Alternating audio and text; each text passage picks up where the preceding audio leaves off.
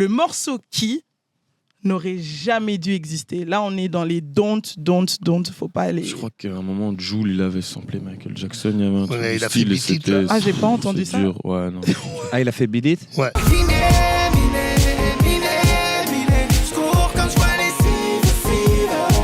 Ouais, en plus, j'aime bien Jul, tu vois, mais là, je trouve que c'est les trucs faux. C'était too much, quoi. La prod était pas mal, mais c'est le fait que lui était dessus, ça a dénaturé Michael. On touche pas à Michael, ouais, tu vois. Donc, Donc, faut très bien le faire, quoi. Non, faut très bien le faire.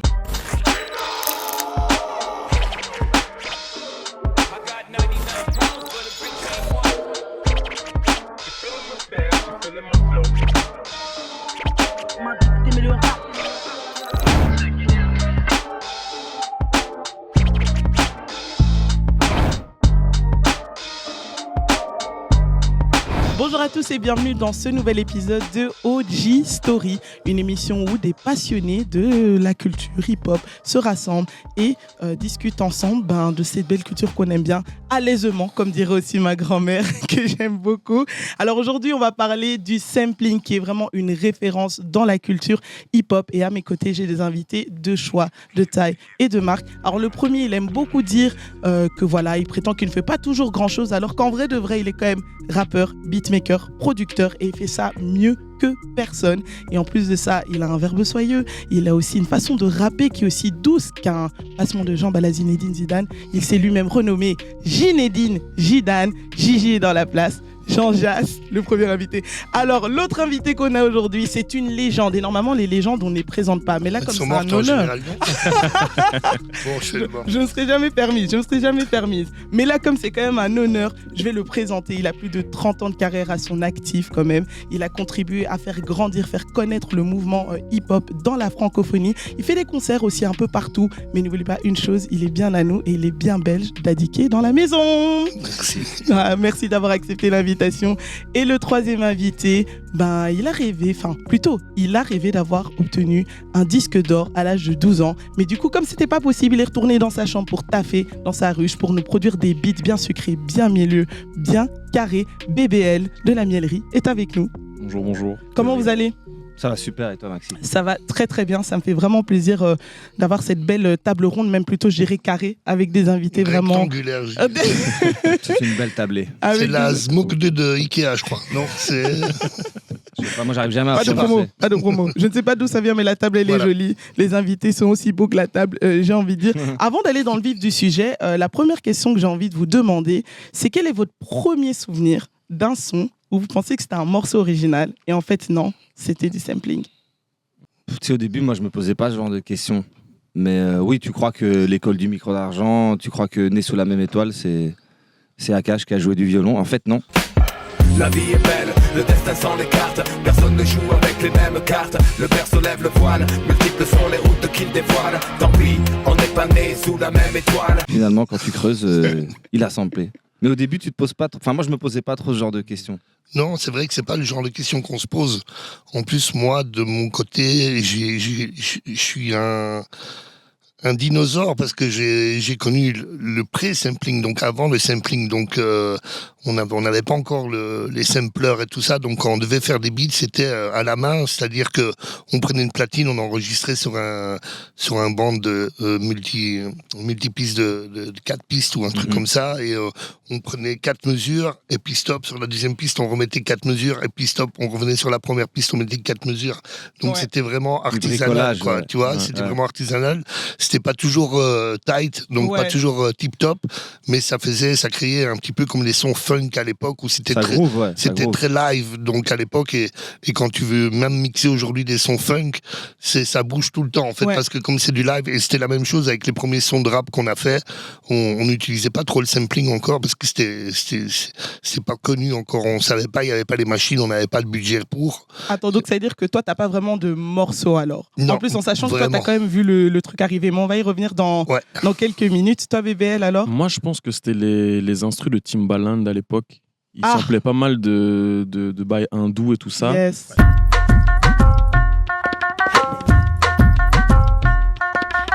Et je me disais, il est trop fort. Enfin, il est trop fort, mais je me rendais pas compte. Et puis c'est après, avec le temps, que je me suis rendu compte qu'en fait, c'était un digger aussi. Ouais, de ouf.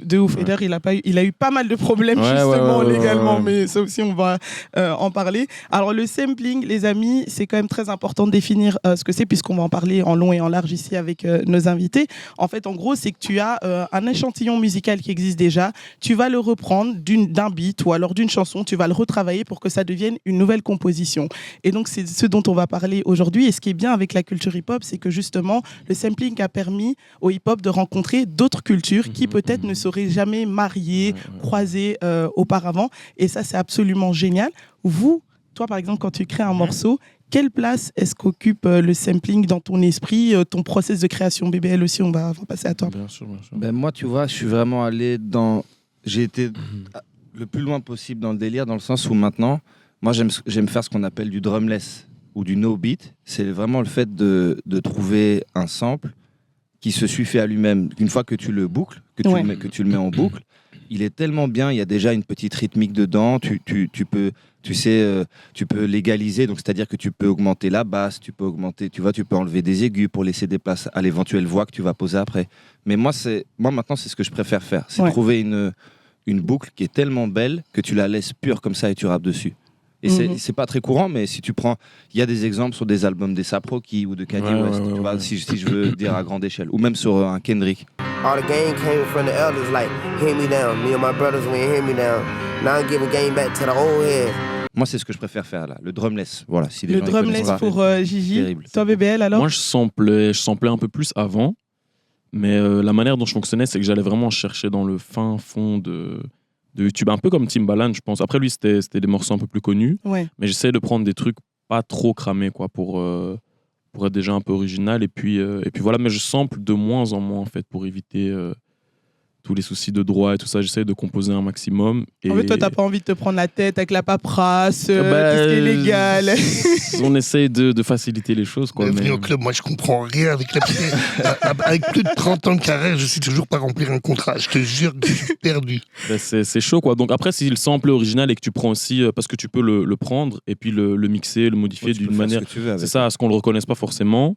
Donc là, c'est plus simple, mais comme là, on bosse quand même sur des projets qui streament un petit peu plus et tout, on essaie de faire un minimum, en fait. Il faut savoir que tu as un certain nombre de secondes que tu peux utiliser sans déclarer, en fait. Ouais. Donc, si tu utilises 2 secondes, que tu mets en boucle ces 2 secondes, tu n'as pas besoin de déclarer spécialement le sample ou l'origine du morceau que tu as utilisé. Donc ça, c'est cool, quoi. Mais après, je trouve que aujourd'hui, avec les machines qui sortent et qui produisent des sons, on a presque plus besoin de sampler, quoi. On peut reproduire tellement de choses aujourd'hui que c'est tellement incroyable l'opportunité qu'on a avec tout le matos d'aujourd'hui. Mais par contre, voilà, on peut avoir tout le matos qu'on veut, il faut toujours l'originalité, la création. Clairement. Et si tu n'as pas ça, tu vois, parfois il suffit d'une bête boucle et ça va faire le morceau, tu vois. Et parfois tu peux avoir toutes les machines que tu veux et pas trouver la boucle qui correspond, quoi. Exactement. Totalement. Et ce qui est cool en fait avec le sampling aussi, c'est que voilà, ça a littéralement explosé dans les années 70 avec les block parties, DJ Cooler, Kafrika Bambaataa ou encore Grandmaster Flash. Et ce que tu remarques, c'est que ça continue en fait avec les années. Le phénomène ne se perd pas parce qu'en 2021, plus de la moitié des sons qui sont sortis contenaient un sample issu du hip-hop ou du R&B. Donc c'est une dinguerie que ça continue toujours autant. Toi, Daddy K, comment ça s'est passé quand tu as entendu qu'il y avait cette histoire de sampling? Comment ça se passait ici en Belgique? Et toi, comment tu as vécu le truc en tant que DJ? Mais écoute, déjà, quand on m'a présenté la machine, je comprenais rien. Donc, on m'a dit, tu vois, tu peux mettre tes morceaux là-dedans et ça met en boucle. Donc, nous, ce qu'on faisait avec les platines, on pouvait le faire enfin sans se casser la tête et en appuyant juste sur un bouton. Donc, tu penses bien qu'on s'en est donné à cœur joie, tu vois. Donc, on samplait tout et n'importe quoi. On mettait en boucle, on mettait d'autres boucles sur la boucle. Enfin, c'est tout nouveau pour nous. On était en pleine expérimentation. Et donc, moi, je m'occupais beaucoup des versions hip-hop des morceaux qu'on faisait avec Benny B. Donc, à chaque fois, je m'occupais vraiment de la version hip-hop de A à Z. Et donc, c'était que du sampling de A à Z. Donc, bon, à l'époque, comme c'était tout nouveau, on déclarait rien, on clearait rien. Donc même si aujourd'hui James Bond nous écoute, un des artistes les plus samplés d'ailleurs. Un des artistes les plus samplés, je te jure, on s'en est donné à cœur joie. On a samplé du James Bond, du Michael Jackson, et des choses impossibles à faire aujourd'hui parce que tu as les maisons de disques qui sont directes à l'affût.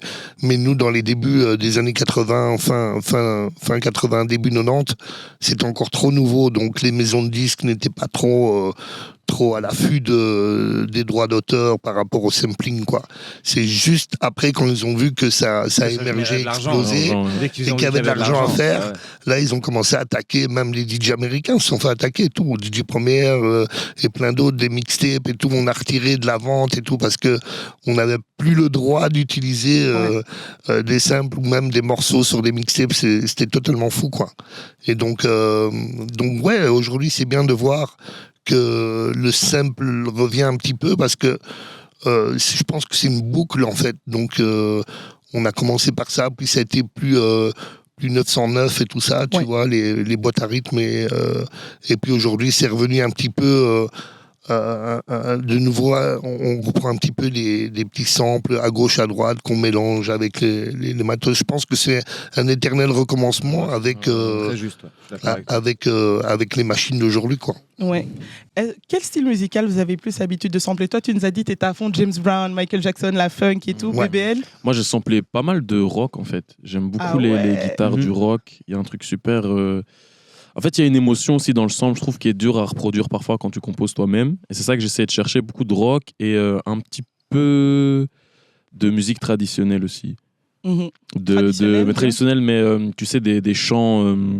un peu de la folk. Non, vraiment des sortes de grosses chorales roumaines, tout ça, j'aimais bien. Des grosses chorales roumaines. Parti. Et voilà. Et toi, Gigi? Moi, franchement, j'ai aucune limite. Tu te laisses aller dans le truc, quoi. En fait, tu vois maintenant aussi tu l'as justement dit, tu sais, il y a au début, moi, quand j'ai commencé à sampler la milieu des années 2000, c'est clair, on était encore bloqué un peu dans les années 70, 80, un peu. Moi, j'appelle ça le jazz LSD, un peu. Tu vois, c'est les plus belles boucles, les morceaux de 8 minutes et il y a 3 secondes qui tuent, là. Moi, j'aimais bien chercher ça. Mais par exemple, depuis, moi, j'ai samplé des trucs du début 2000. Tu sais, par exemple, toute la pop des débuts 2000, ça tue sa mère à sampler. On parle de quelle pop? La bubblegum pop ou juste la pop qui cartonnait en radio, tout ça? On va dire, tu sais, les trucs qui passaient à la radio début 2000. Il y a plein de trucs vraiment intéressants à sampler. Et en fait, je pense que maintenant, il n'y a plus de limite. Tu sais, par exemple, il y a le track de Kendrick et Rihanna, là, sur l'avant-dernier Kendrick. Loyalty? Exactement.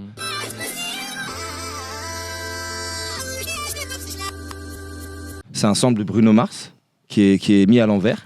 24 Carats. Exactement. Ça, c'est un des morceaux à l'époque, quand c'est sorti, je me suis dit, mais putain, mais c'est génial. Tu vois, il faut arrêter de tout le temps aller dans les... Parce qu'en fait, du coup, on tape tous dans les mêmes trucs, alors qu'il y a une armée, tu sais, il y a une bibliothèque énorme. Aujourd'hui, tu peux sampler sur les plateformes, tu peux, tu sais... Moi, je suis un pirate, moi, j'ai plein de trucs...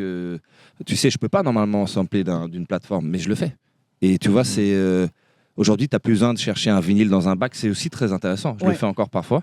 Mais aujourd'hui, tu as une bibliothèque infinie.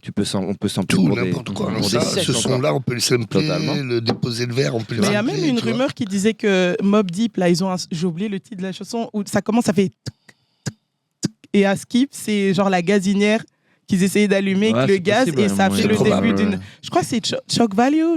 Non, je sais plus c'est quelle chanson. Je pourrais pas dire, là, j'ai pas la ref, mais c'est tout à fait possible. La VAR dit quoi? Voilà, Shook Ones. Okay. Merci.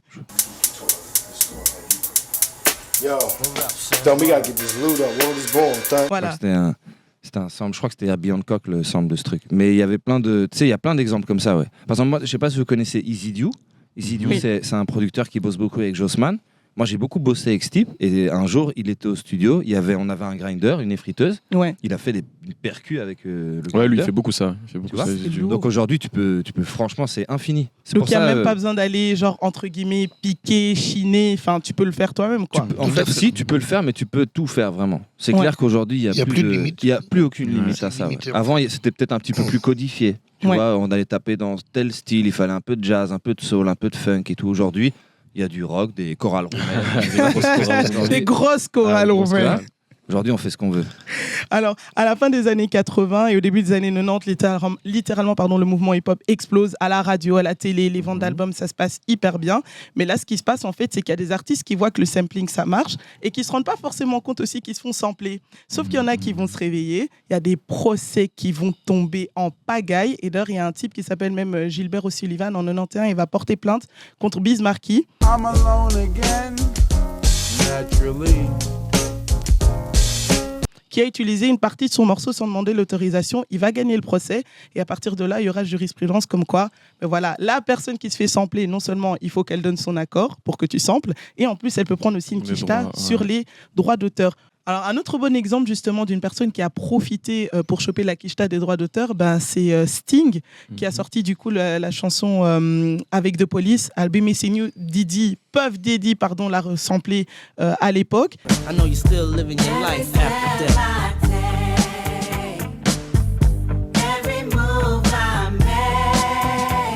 Et justement, là, il a flairé le bon coup parce que la chanson a moins connu de succès avec The Police, même si ça a quand même été un carton.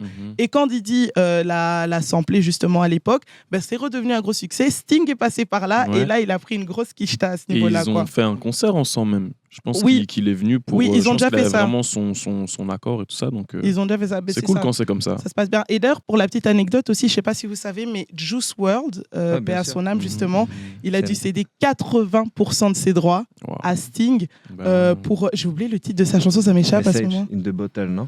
Non, c'est la chanson là qui est très connue. Là. Je vois très bien, même Nas, il l'a samplé. Oui, exactement. C'est assez fou. Ah ouais, non, c'est pas Message in the Bottle. Enfin bref. Mais c'est marrant de sampler encore ce truc-là à l'époque où Juice WRLD il l'a samplé parce que c'est pas Roxanne, non. Franchement, tu sais, c'est la guitare là.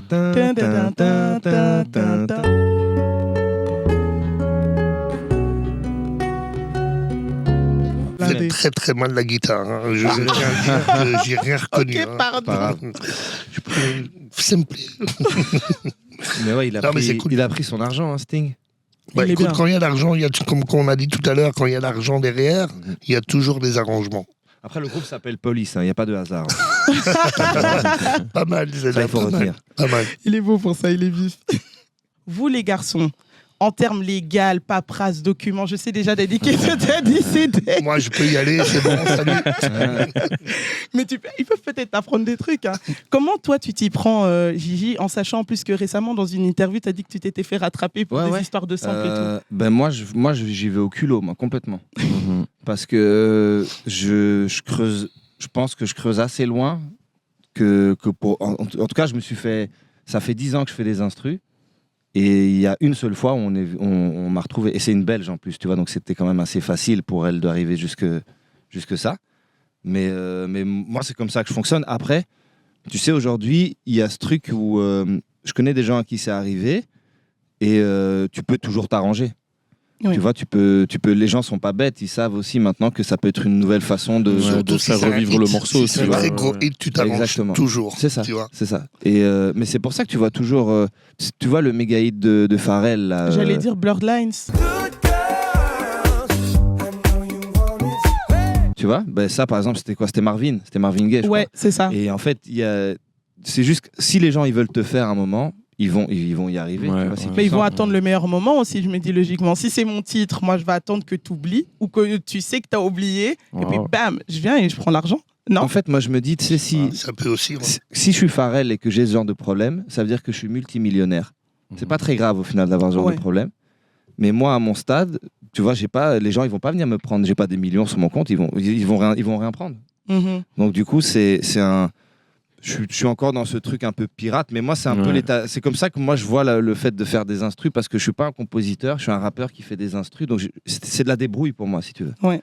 Donc moi c'est ma mentalité, mais je pense que celui qui a raison c'est BBL, dans le sens où c'est mieux de se protéger au maximum pour avoir le moins de problèmes possible. Ouais, ça c'est. Mais lui, toi tu te protèges du coup en samplant pas beaucoup, en presque samplant très peu, et si je sample, comme je disais, j'essaie de prendre quelque chose déjà qui n'est pas super connu, et puis surtout de le mixer, en fait, le modifier, faire qu'il sonne un petit peu différemment, que ce soit pas super évident, en fait. Moi, c'est ça.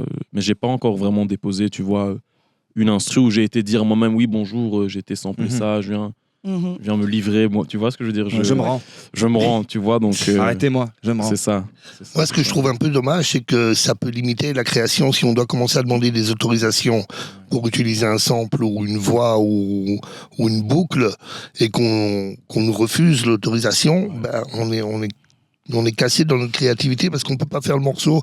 Moi, je pense que parfois, il vaut mieux le faire, lancer et comme dit Jean-Jacques, si c'est un hit, il y a toujours moyen de s'arranger, il y a toujours moyen de redonner des droits ou de déclarer des droits sans même demander de l'autorisation. C'est parfois souvent plus les maisons de disques qui sont à l'affût que l'artiste lui-même.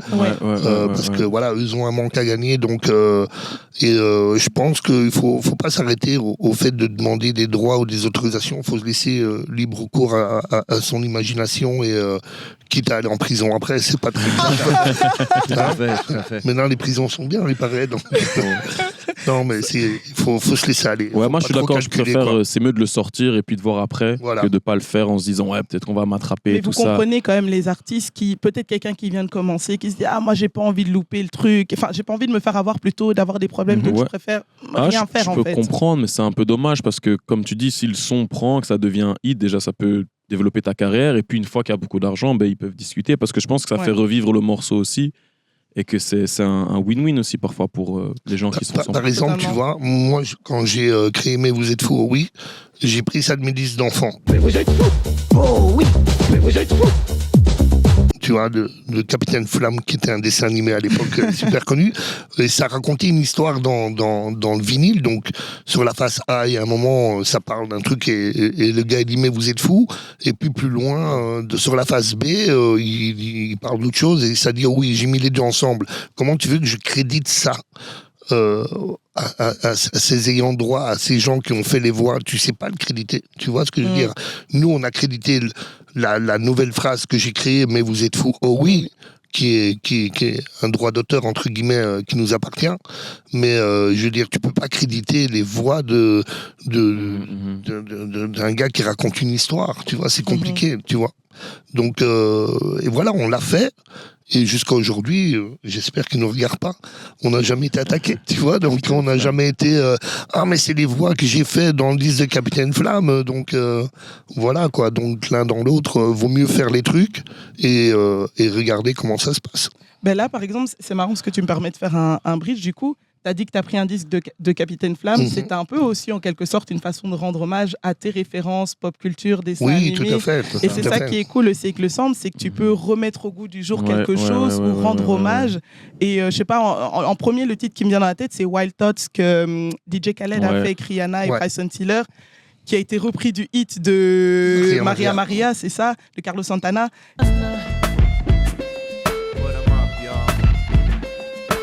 Et vous, est-ce que vous avez déjà samplé quelque chose dans l'optique de rendre hommage?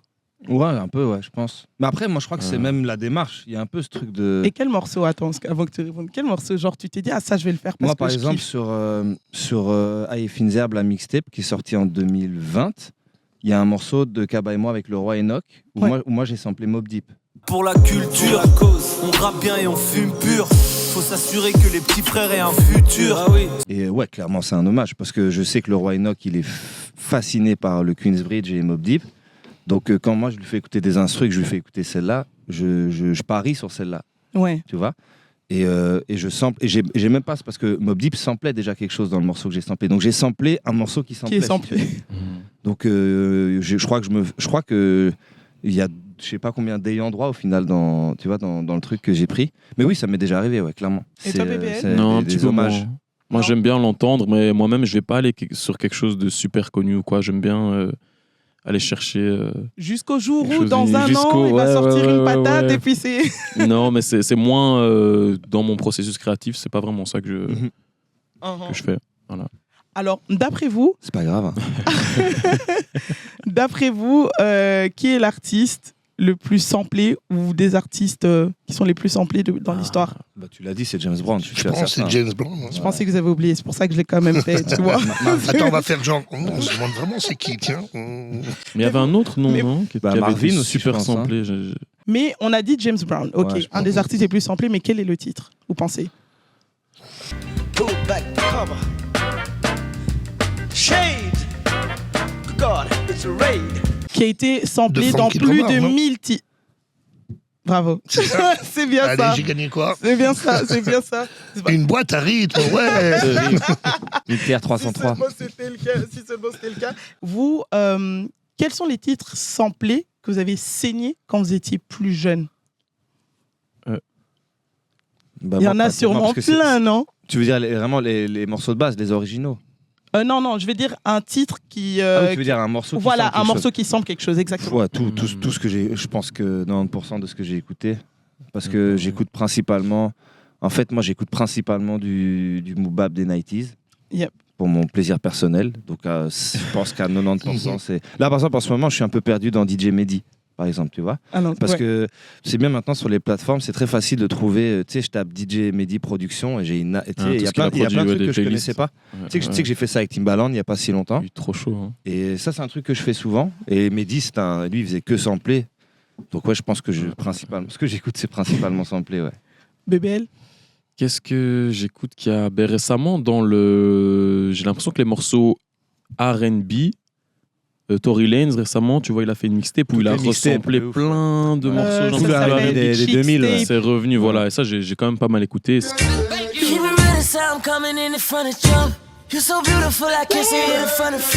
c'était un chouette feeling, par contre. Ouais, c'était chaud. Ouais. J'aimais bien aussi. Ouais. Il a super bien exécuté ça. Il a bien fait ça. Puis il a même invité parfois les personnes qu'il a samplées, HNC. tout ça. Donc c'était vraiment pas mal. Exactement.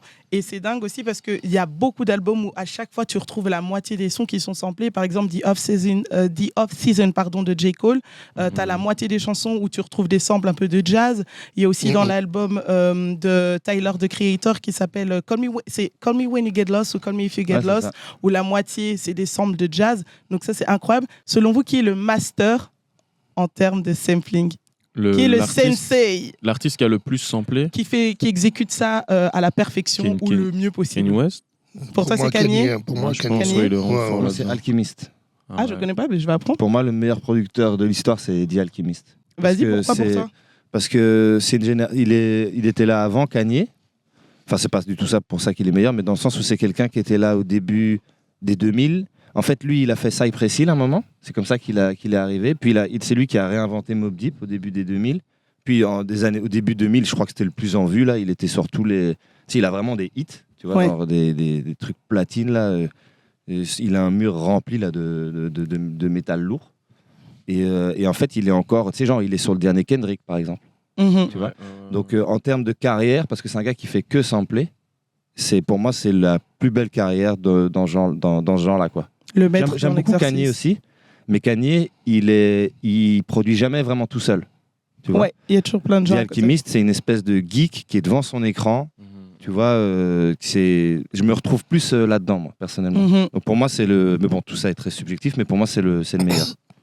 Soyons subjectifs. Moi, je dirais que pour mon époque, quand j'écoutais du Public Enemy, du Run DMC et tout ça, pour moi, Jam Master Jay était vraiment le génie des platines avec des samples qui sortaient de nulle part. Quand il a utilisé le Bob James, le son de Bob James, le sample qui s'appelle Peter Piper, c'est Take to the Mardi Gras, c'est le son original, c'est une petite clochette comme ça. Super connu dans le hip-hop et il l'a utilisé d'une manière extraordinaire. Après, je trouve que Kanye a ramené un nouveau souffle, une nouvelle manière d'utiliser le sample. Quand tu écoutes Shout to the Wear. J'ai appris ça dans le documentaire, que c'était Chaka Khan, alors qu'il y a un gros poster à la fin du clip, c'est dingue. C'est extraordinaire comment il l'a retravaillé, quoi. Tu vois, il fallait y penser, tu vois. Oui, on dirait presque qu'il faisait des feats avec les gens qui vraiment, vraiment. C'est ça qui était fort à l'époque. C'était, pour moi, je trouve que, en plus dans le documentaire, tu vois tout le génie qu'il est, quoi. Tu vois vraiment, il est fou, il est tout ce que tu veux, mais il a un génie dans la création artistique qu'on peut pas nier. Un autre que j'aime beaucoup, c'est DJ Premier aussi. DJ Premier qui est quand même le DJ de Gangstar, de Guru, qui malheureusement est mort. Mais je veux dire, lui, il est toujours au niveau sample, au niveau hip-hop, au niveau son jazz. C'est extraordinaire, quoi. C'est vraiment, tu réécoutes tous les morceaux de Gangstar, il n'y en a pas un à jeter, quoi. Ils sont vraiment extraordinaires tous. Même le feat qu'ils ont fait avec Solar et tout, c'est extraordinaire, quoi.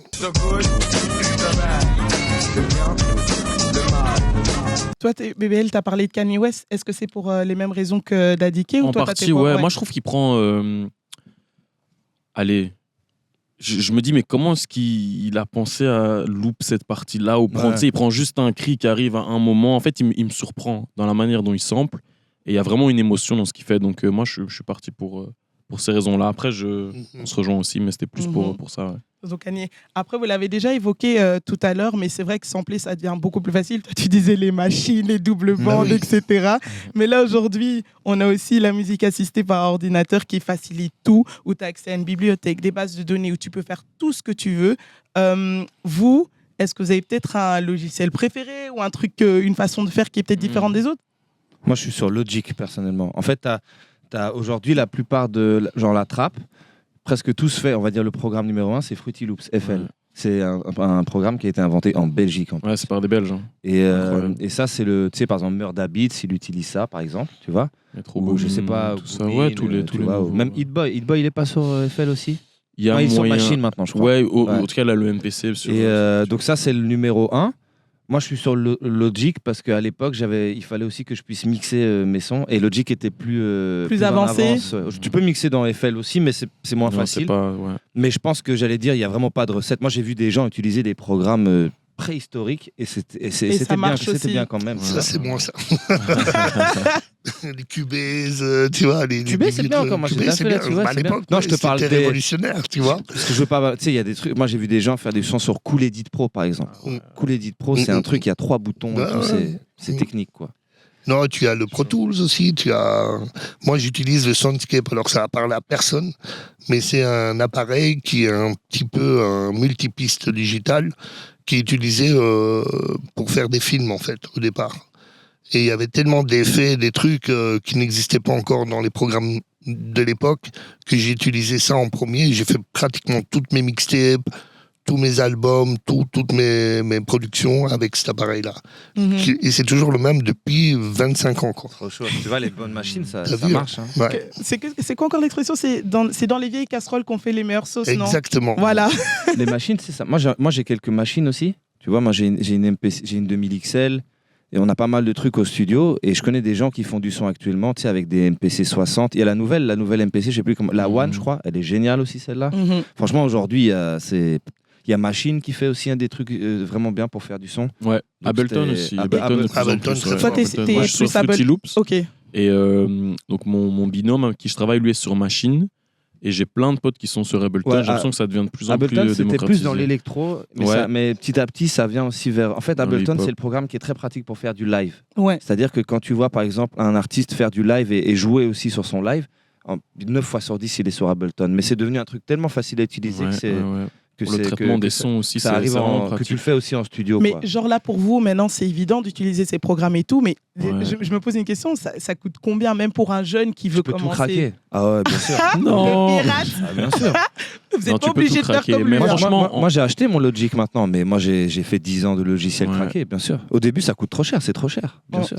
On parle de combien? Fruity Loops, là, il est à... Parce que je l'ai racheté. Je ne sais pas du tout combien ça coûte. Il est à 200 quelque chose, donc c'était un petit job étudiant. Il y a moyen, ce qui est un peu plus cher. Je pense les Pro Tools, Logic, si tu c'est un petit peu plus cher. Ton ordi, un Pro Tools, quelques machines, le Mac, il te faut quelques plaques. Mais maintenant, moi, je vois plein de jeunes étudiants qui viennent parfois au studio et tout, et ils font un petit sacrifice, quoi. Ils disent, ok, j'ai mis 200 là, 300 là, tu mets ça en priorité, et après, tu peux tout craquer, comme tu dis, mais il y a moyen d'investir, et puis c'est des trucs à long terme aussi, tu vois, et qui peuvent un jour peut-être te ramener de l'argent. Moi, je me souviens, le Soundscape, à l'époque, il m'a coûté 100 000 francs belges. 100 000 francs, c'est combien en équivalent 100 000 euros francs belges, aujourd'hui, ça fait quoi 3 500 €. Ah ouais. Franchement, moi. Ça fait peu aujourd'hui, tu vois, mais à l'époque, 100 000 francs belges, c'était.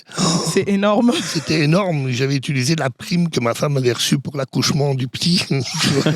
Et c'était son cadeau, en fait. Elle me l'avait offert. Elle m'avait dit, voilà, c'est pour toi, pour que tu puisses bosser et tout. Donc, parce qu'à l'époque, on ne pouvait pas se payer ça, tu vois. Donc, et ça a bien servi. On l'a bien rentabilisé. J'allais dire, il y a quand même intérêt. Il a pris la quicheta de l'enfant aussi. Vas-y, donne. Et il y a un truc aussi qui est bien, du coup, mais ça, c'est un phénomène plutôt, moi, qui me frustre à mort, c'est quand sur TikTok, les trucs cartonnent, ça tourne en boucle et tout, et t'es là, mais en fait, ouais, nous, on sait déjà que c'est un ensemble de ça, nous, on sait déjà que c'est un ensemble de ça. Mais ça met aussi en avant la question de comment est-ce qu'on peut faire pour être original avec un truc qui existe déjà, ou une boucle qui existe déjà, qui a déjà été samplée. Faut la faire à ta manière, quoi. Vraiment, c'est un truc que... C'est un peu comme la cuisine. Tu sais, il y a des recettes que tout le monde connaît, tu vas la faire toi-même et tu vas l'interpréter à ta manière. C'est plus ou moins le même principe, tu vois. Et donc, il y a vraiment des gens... Tu peux donner la même boucle à Kanye et à 10 autres personnes. Peut-être que celle de Kanye, alors, il va peut-être prendre le cri, là, dont Bébé, elle parlait. Et c'est vrai, c'est beaucoup plus surprenant. Alors que les autres vont se jeter vers les 3 secondes qui paraissent évidentes. C'est comme les DJ, tu vois, on joue pratiquement tous les mêmes morceaux, mais il y a une manière de les jouer, il y a une manière de les présenter au public, tu vois. Et chacun va amener sa créativité et sa manière de le jouer, quoi. Bon, je vois que vous êtes vraiment calé en termes de sampling et toutes vos histoires sont grave intéressantes, mais là, ce que j'ai envie de voir, c'est si vous êtes calé niveau jeu. Donc, préparez-vous. Ça va aller? Tu vas trop? Tu me rassures pas quand tu dis ça. On va voir non, mais si vous mettez des trucs trop récents, je vais être perdu, je pense. Tu vois, donc, on va voir. Déjà, je vais prendre mes petites fiches pour quand même cacher les réponses. En gros, ce qui va se passer, c'est qu'on va vous diffuser une chanson originale et après, vous allez devoir nous dire qui a samplé ça et me donner le titre de la chanson. Donc, on met d'abord l'original, puis vous allez dire « Ah, c'est lui qui a samplé ça dans tel morceau. » Ok. Vous êtes prêts? Let's go. Vas-y. C'est Jay-Z. Otis Redding. Otis Redding, ouais, exact. C'est ça, c'est bon. J'adore ce morceau. Et en live, ce morceau, il te fout les poils, quoi. Tu vois, vraiment, c'est des frissons. Vraiment, le meilleur concert de toute ma vie, je pense. Ça, en live, ça doit être terrible. C'est incroyable. Regarde le trône. Tu as jamais vu ce concert? Watch the Non. J'aimerais jamais regarder le trône. Allez, on passe à la suivante.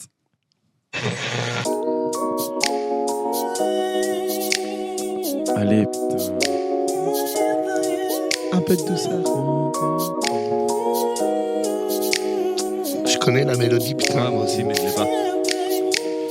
Bon,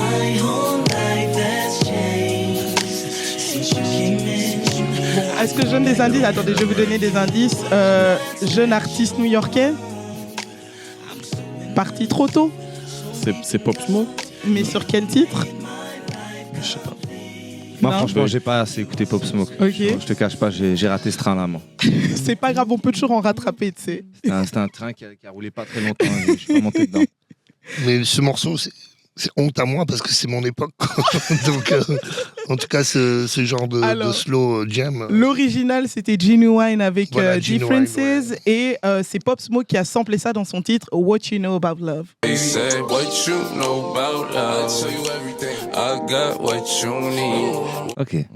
What You Know About Love. Et c'est sûrement, toi tu dis que c'est ton époque, sûrement Ouais. Pop Smoke, il a grandi justement en écoutant ça, donc c'est une façon de rendre hommage à cette époque-là. Ok. Let's go, la suivante. Vous l'avez, je suis sûr. Ouais, Dr. Dre. BBL, tu sais, tu peux parler, tu peux jouer aussi. Ouais, je réfléchis. Là, c'est parce qu'il a été super vif. C'est California Love, Tupac. Bien sûr, bien sûr. Mais le titre original, Il le dit maintenant. Woman to Woman. Ok. C'est ça. Et c'est Joe Cocker. Ok. Et bien évidemment, c'est Tupac et Dr. Dre qui l'ont repris dans California Love. Classique des classiques. Hein.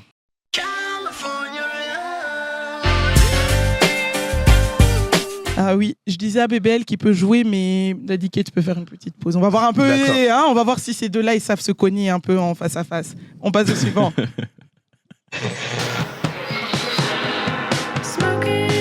Ah, c'est Dr. Dre, Kendrick Lamar de Recipe. Le Recipe. Mais Kid Mad City sur cet album-là, ouais. C'est un bonus. C'est un bonus. Mais l'original, ça, je connais pas. Mais je sais pas, c'est quoi? C'est l'original, c'est Meet the Frownies de Mr. Twin Sister. Ok. C'est quelle année, ça? Spécial, ça. Ça, je sais pas du tout, c'est sorti en quelle année. Ça doit pas être si vieux que ça, je pense. Mais il est super lourd, ce son. Ouais, il est incroyable, le son. De ouf. Trop chaud.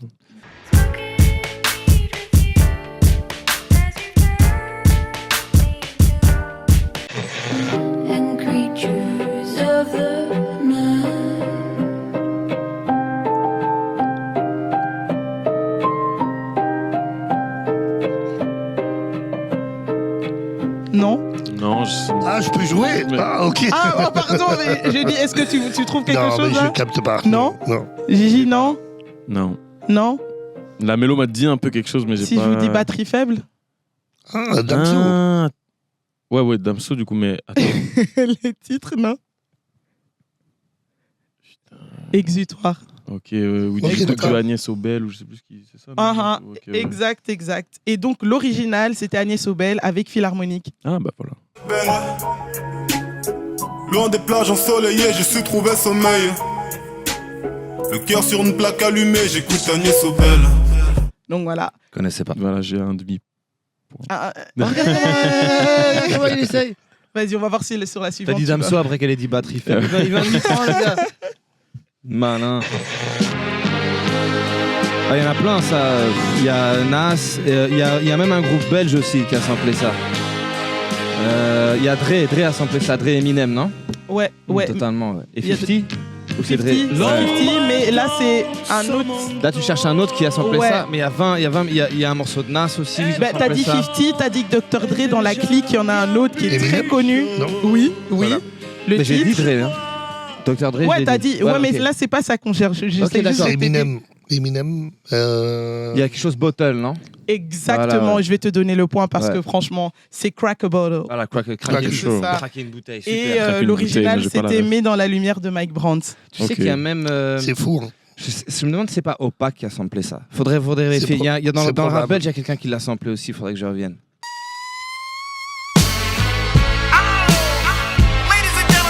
Je me demande comment Dr. Dre est tombé sur Mike Brown. Comment... Bah, ça, C'est c'est fou, ouf, c'est ouf. En sachant aussi que. Il a samplé Aznavour aussi. hein. Ouais. Exactement, dans What's the Difference, Ouais. qui est un des artistes français les plus. Ouais, samplés, lui, ça là. doit être le Ouais. James Brown de chez nous. Voilà, ouais, totalement. exact. Ouais, totalement. Ah ouais. FF, Art de rue. Yes! c'est chaud.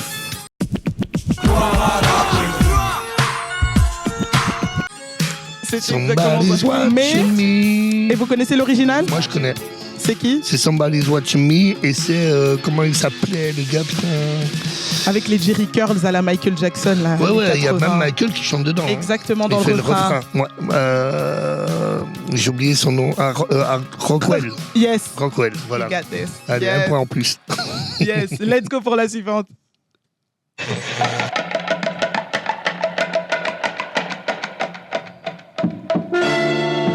Dr. Dre. Next épisode? Non, Ouais. c'est pas ça alors.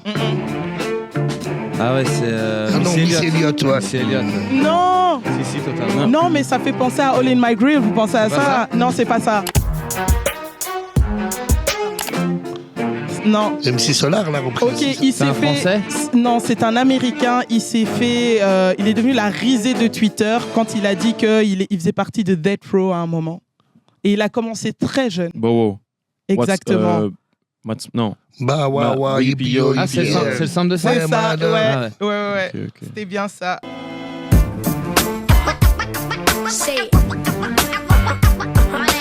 Et pour la petite info, d'ailleurs, c'est la bande originale d'un film français qui est sorti en 1970 avec Lino Ventura. Comme ça, vous savez tout. On n'a pas fini, il en reste encore. Ah, ben un dernier, c'est le dernier. Ah, il y en a encore deux. Bah, allez, let's go, Allons-y. balance.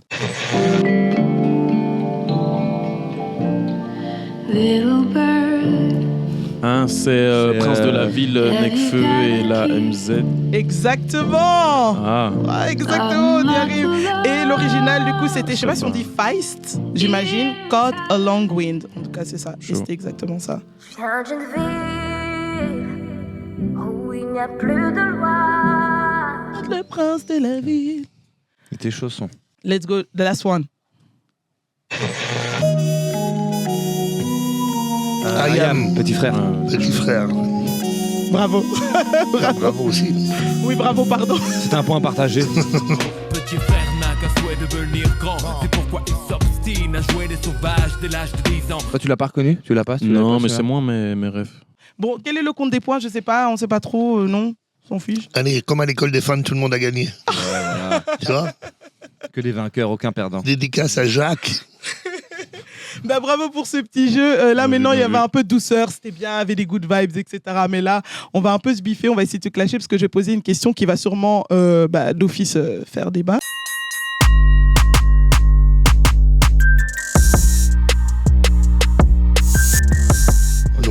je trouve. Je pense que ça aide même la créativité. Tu pars de quelque chose qui peut t'amener à le travailler, puis il y a quelque chose de unique aussi, tu vois. La question aurait été plus proche si on aurait dit est-ce que le simple tue les musiciens, tu vois. Tue les musiciens. Dans le sens où on sample, c'est plus facile de sampler que de composer, de créer avec des pianos ou des basses, ou d'être un vrai musicien quelque part. Parce qu'à l'époque, quand on samplait, on ne nous considérait pas comme des musiciens, tu vois. Donc on nous considérait comme des voleurs de sons des autres qui ont créé, tu vois. Et je pense que la question devrait être plus, est-ce que le sampling tue les musiciens, entre guillemets, tu vois, que la créativité, parce que la créativité, je pense que elle est ouverte à toutes les propositions, que ce soit le simple, que ce soit la compo, que ce soit l'écriture, tu vois. Donc la créativité, tu l'as ou tu l'as pas, tu vois. Donc je pense pas que c'est le simple en lui-même qui va tuer une créativité de qui que ce soit. Et donc vous n'êtes pas d'accord aussi avec le fait peut-être qu'on dise que ouais, ça rend les gens paresseux, que finalement qu'est-ce qu'ils vont apporter de plus si ça a déjà été fait avant, tu vois? Moi, pour moi, non. C'est juste, ça a été une manière. Tout dans ce côté, tout dans le rap, le hip-hop, ça, tout est hasardeux. Le scratch, c'est un truc qui a été fait sans faire exprès. Tu vois, c'est un accident. C'est des accidents. Et je pense que. Et d'ailleurs, maintenant, tu sais, t'as même des gens. Il y a un gars qui s'appelle Frank Duke, par exemple. Tu vois, c'est un compositeur. Lui, il crée des samples. C'est-à-dire qu'il y a des compositeurs maintenant, ils vont essayer. Ils rejouent le sample. Ils vont essayer même d'inventer quelque chose qui ressemble à un sample. Tu vois. Donc je pense que au contraire, le sample maintenant, c'est plus une espèce de grain. Quand un morceau commence, parfois tu as l'impression que c'est samplé, en fait, parfois non. C'est l'inverse maintenant. Tu vois ce que je veux dire? Et donc pour moi non, ça a amené les gens, ça amène les gens un peu plus loin, quoi. Tu vois, et ça amène des gens qui sont pas musiciens. Tout à fait. À s'intéresser aussi, tu vois, aux accords. Peut-être moi, du coup, tu sais, j'ai envie de m'acheter une basse depuis quelques années. Je crois un jour, je vais en acheter une. Tu vas prendre des cours et tout? Je sais pas. Moi, tu sais, j'ai de la chance. J'ai pas ce truc. Je peux pas vraiment jouer sur un clavier, mais je peux te dire si une note est juste ou pas. Tu vois. Ce qui fait que j'ai toujours pu jouer des basses. Tu as l'oreille, quoi. Tu as l'oreille. Tu vois, je reconnais. Tu vois, je pense que c'est ça. Et du coup, je pense qu'un jour, quand j'aurai le temps, je le ferai, ouais, clairement. Mais j'y serais peut-être jamais arrivé jusque-là si j'avais pas écouté toutes ces musiques que j'ai écouté parce que je cherchais du sample, quoi. Ça m'a rendu très curieux et je pense que ça m'a cultivé un peu, je pense, tu vois, de manière inconsciente, quoi. J'ai écouté plein de trucs. Aujourd'hui, tu as même des musiciens. Attends, vous avez parlé en même temps, j'ai pas... J'allais revenir sur les chorales roumaines, par exemple. Ce bon vieux BBL allait s'intéresser aux grosses chorales roumaines, par exemple. Exact. Et puis ça facilite pour ceux qui savent pas composer aussi. Tu vois ce que je veux dire? Tu peux utiliser une super mélo que y a des gens qui ont juste pas l'apprentissage ou le truc, et voilà, je pense que ça stimule même la créativité pour moi.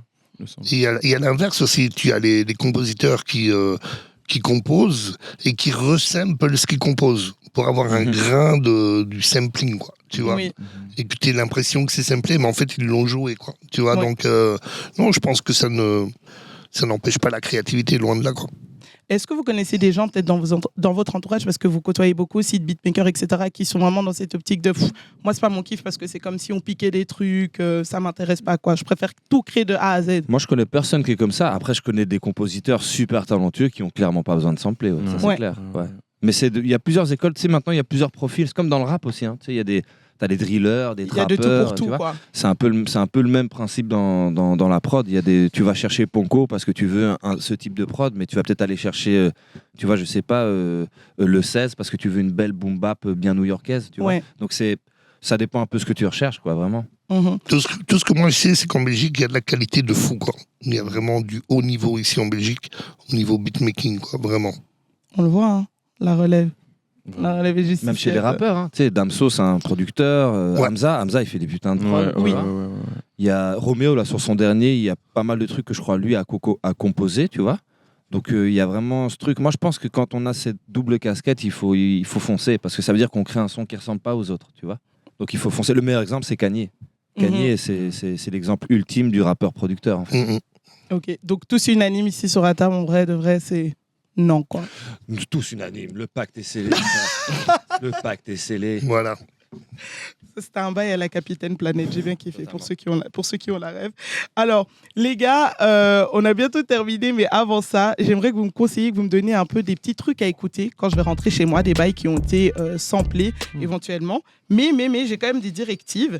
Alors, chacun à votre tour, vous allez me donner le meilleur morceau de l'histoire qui a été samplé. Et j'irai vraiment écouter. L'original, donc tu parles de l'original. Je te parle du titre... Du titre qui a samplé. Voilà, exactement. Le morceau de rap que j'ai préféré qui a samplé. Exactement. Okay. C'est qu'ils sont tellement compliqués là. Prenez votre temps. Il y a tellement. Mais juste un ou deux. Moi, je peux t'en donner une comme ça, une parmi d'autres, mais sur Illmatic de Nas, par exemple, il y a un morceau qui s'appelle Memory Lane. Ok. C'est DJ Premier d'ailleurs, que j'ai toujours trouvé magnifique. C'est une boucle qui se répète pendant 4 minutes et je m'en lasse jamais.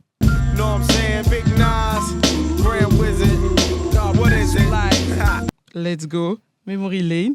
Et puis, BBL. Ah, BBL cherche, j'aime bien sa bouquine. J'ai oublié le titre, c'est un morceau. C'est pas le meilleur son du monde, mais je l'aime beaucoup. C'est Timbo à la prod sur l'album d'A$AP Ferg. Et il a repris une boucle hindoue. Ok. Et c'est Lembo quelque chose. Je vais vérifier maintenant, comme ça je dis. Let's go. Lembo quelque chose. Voilà. Hummer Limo et A$AP Ferg. Hummer Limo. Ouais. On est passé de Lambo. Donc ah ouais, là, c'est ça. Hummer finalement, c'est pas de Lambo. Hummer Limo. Ok, let's go. Yeah. Put your hands up. Put your hands up. Throw them bands up. Dadiké moi, je te dirais d'aller voir Run DMC, Peter Piper, avec le sample de Bob James qui s'appelle Take Two de Mardi Gras. Take Two de Mardi Gras. Voilà, ça c'est le son original. Moi, je suis vraiment en train d'écrire sur mes feuilles en mode je peux pas demander. Et le son de Run DMC, ça s'appelle Peter Piper. Alors, le suivant, le morceau qui n'aurait jamais dû exister. Là, on est dans les don't, faut pas aller. Je crois qu'à un moment, Jul, il avait samplé Michael Jackson, il y avait un truc il du a style, fait Beat It. Ah, j'ai pas entendu ça. Dur. Ouais, non. Ah, il a fait Beat It. Ouais.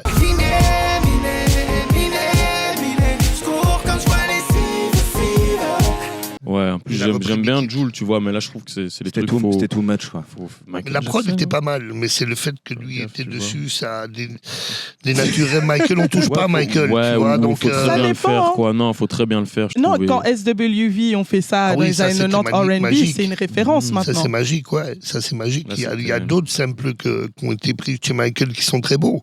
Même Kanye quand il a repris PYT là. Ouais. Avec tu vois, avec T-Pain. Avec T-Pain, voilà, exact.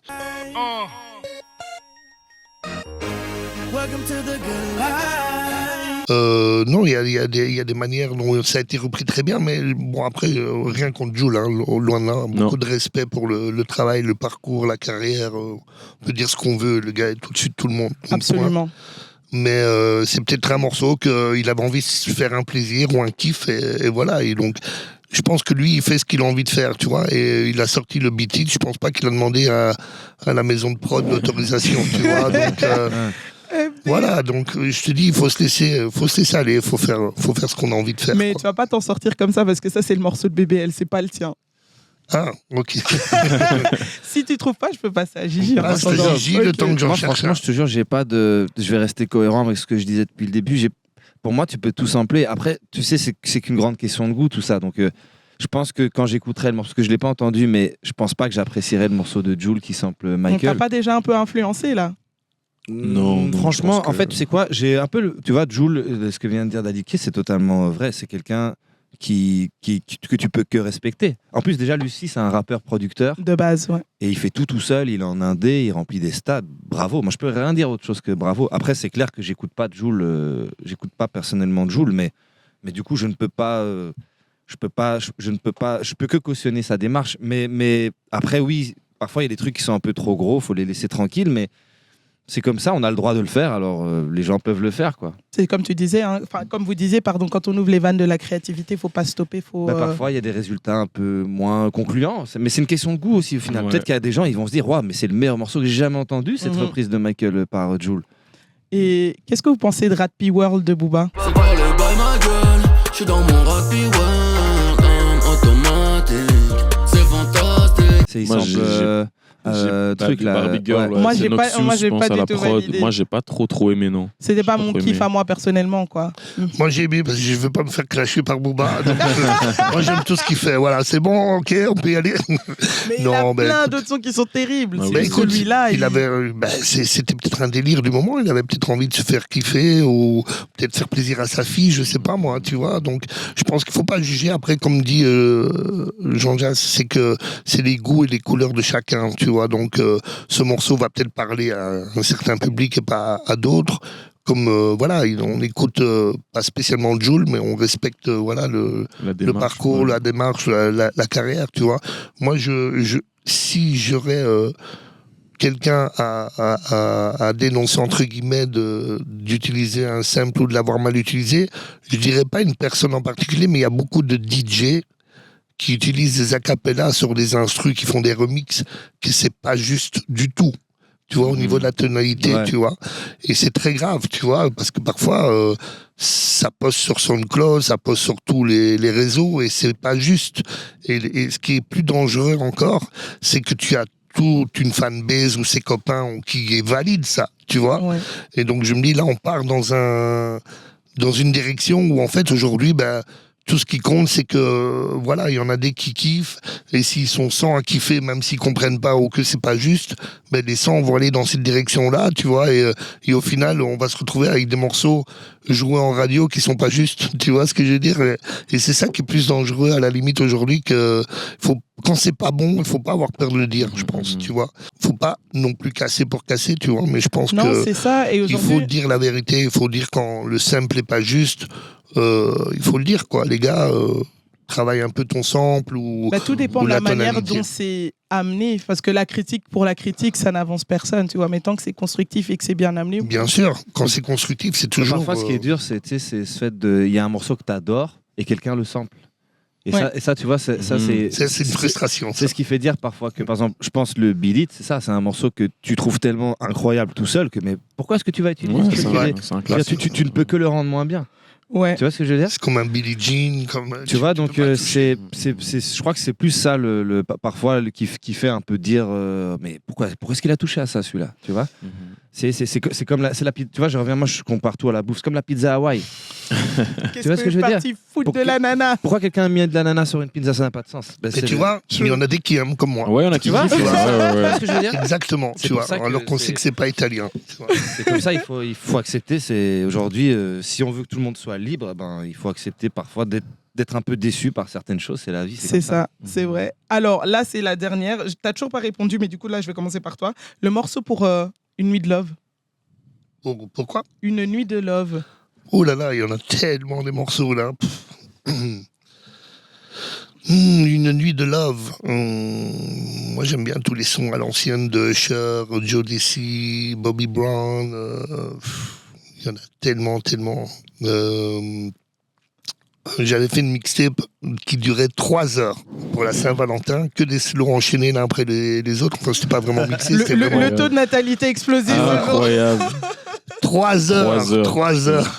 Je te jure, c'était un truc de fou. Et il n'y avait aucun morceau à jeter, quoi. Tu vois, vraiment.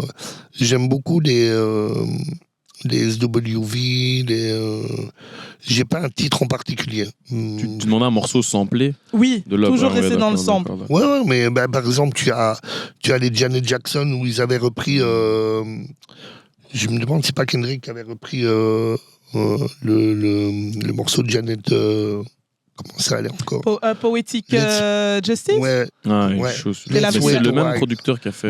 C'est Let's Wait a While. I'm talking about dark room perfume. Go. Enfin, c'est ce genre de son-là qui me parle de fou, à moi, au niveau slow jam, quoi. Ok, donc on est plus dans une ambiance Kendrick en mode lover ici. Ouais. BBL moi, j'aime bien Party Next Door pour les nuits de love. Et lui, il a samplé Miguel. Qui lui aussi qui est un lover. Donc, c'est un lover qui sample un lover. C'est Break from Toronto, le son. It's what Saga feel like in the nighttime. Watch what she do when the light shine. Drunk niggas trying to talk in a strip club. Shawty silhouette look like a dollar sign. Terrible cette chanson. Terrible. Écoute là. Écoute, je sais pas, mais je sais pas, il y en a plein. Tu sais, moi, je me rappelle, il y a un projet que j'avais trouvé génial dans le genre, c'était celui de Ty Dolla $ign et Jeremiah. Tu vois ce projet Oui, il semble des trucs Late Night, je pense. Donc je peux dire celui-là parce que je sais qu'il semble des trucs sur certains morceaux. Ouais, exact. Super chaud. Ça, c'est un putain de projet. Sinon, Bryson Tyler, c'est quand même le grand maître de ça, les instrus toutes lentes là. Mais ouais, écoute, franchement, là, comme ça, je pourrais t'en. Et sinon, ouais, à l'ancienne, tu peux mettre du Slum Village, par exemple. Slum Village. Slum Village, Okay. c'est très très bien, c'est très sensuel. C'est très très sensuel.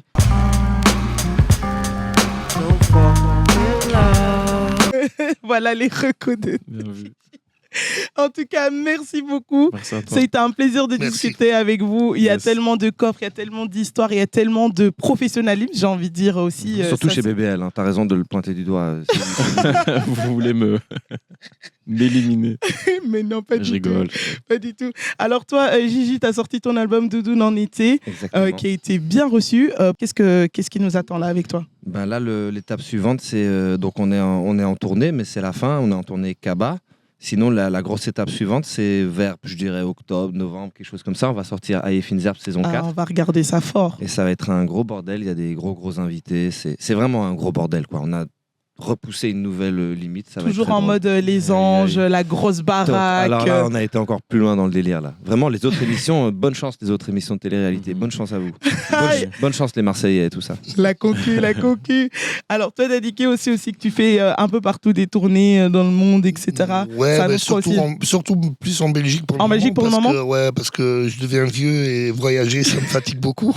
Donc, j'ai déjà assez donné pour les autres pays. En plus, avec le Covid, là, il y a plein de restrictions. Donc, je préfère rester un petit peu chez nous. Donc, beaucoup de festivals, Tomorrowland et tout ça. Et puis, en Belgique, on a énormément de festivals. C'est un truc de fou.